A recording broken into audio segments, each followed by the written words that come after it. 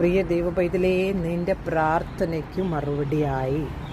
നോക്കിക്കേ, നട്ടപ്പോൾ ഇതിൻ്റെ ഫലം എങ്ങനെയായിരിക്കുമെന്നൊന്നും എനിക്കറിയില്ലായിരുന്നു. പക്ഷേ ഇതിൽ ഫലമുണ്ടായപ്പോൾ എൻ്റെ സന്തോഷം.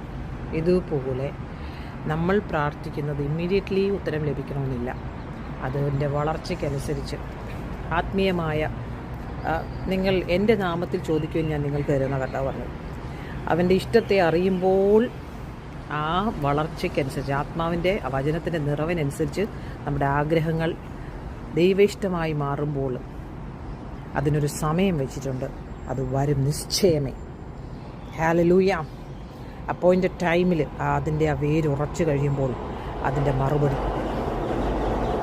1 രാജാക്കന്മാർ 9-ാം അധ്യായത്തിലും അത് തന്നെയാണ് എഴുതിയിരിക്കുന്നത്.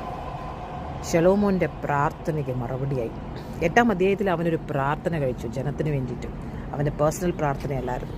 പ്രിയ ദൈവപൈതലേ, ഇന്നലെ ഇത് ഇവിടെ നിന്ന് പഴുത്ത ഒരെണ്ണം ഇതിൻ്റെ കൂട്ടത്തിലുള്ളത് അടത്തിയപ്പോൾ ഇങ്ങനെ നോക്കിയപ്പോൾ ഒരെണ്ണം അടന്നങ്ങ് വീണു. അതിനെ ഞാൻ എടുത്തില്ല, അത് അങ്ങനെ തന്നെ കിടക്കുകയാണ്. നിൻ്റെ പ്രാർത്ഥനയ്ക്ക് മറുപടിയുണ്ട്.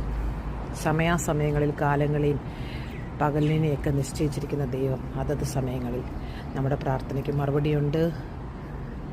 Never give up, never give up, never give up. God has a great plan about it. You are